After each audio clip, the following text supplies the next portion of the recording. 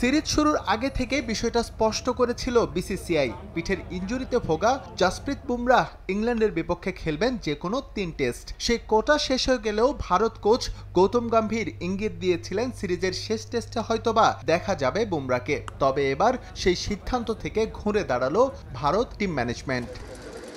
বুমরাহ ইনজুরিতে পড়ার পর থেকেই তাকে নিয়ে সেনসিটিভ অবস্থানে বিসিসিআই। অতিরিক্ত ওয়ার্কলোড তার ক্যারিয়ারের জন্য যাতে হুমকি হতে না পারে সে বিষয়টি মাথায় রেখেই প্ল্যান করেছে প্রতিটি সিরিজ। চলমান ইংল্যান্ড সফরে তাই ডানহাতি পেসারকে প্রথম ম্যাচ খেলিয়ে বিশ্রামে রাখা হয় দ্বিতীয় টেস্টে। তবে তৃতীয় ও চতুর্থ টেস্ট টানা খেলেছেন জসপ্রীত বুমরাহ।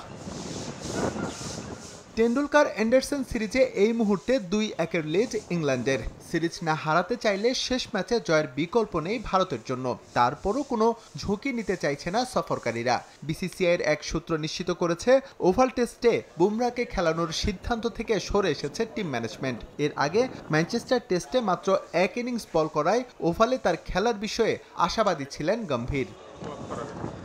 অবশ্য পারফরমেন্সের ধারাবাহিকতাও হারিয়েছেন জসপ্রীত বুমরাহ। ওল্ড ট্র্যাফোর্ডে ৩৩ ওভার বল করে ১১৫ রান খরচ করেছেন তিনি, যা তার ক্যারিয়ারে প্রথমবারের মতো এক ইনিংসে ১০০-র বেশি রান দেওয়ার ঘটনা। এছাড়াও কমেছে তার দ্রুত গতিতে বল করার সংখ্যা, যেখানে হেডিংলিতে ১৪০ কিলোমিটার গতির উপরে বুমরাহর বল করার পরিমাণ ছিল ৪২.৭%, সেখানে ম্যানচেস্টারে তা ছিল মাত্র 0.05%।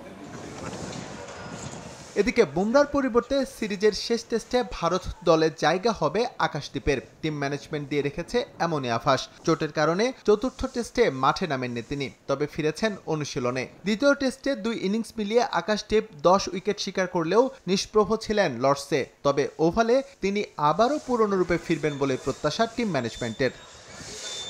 এস এম ইকবাল, সময় সংবাদ।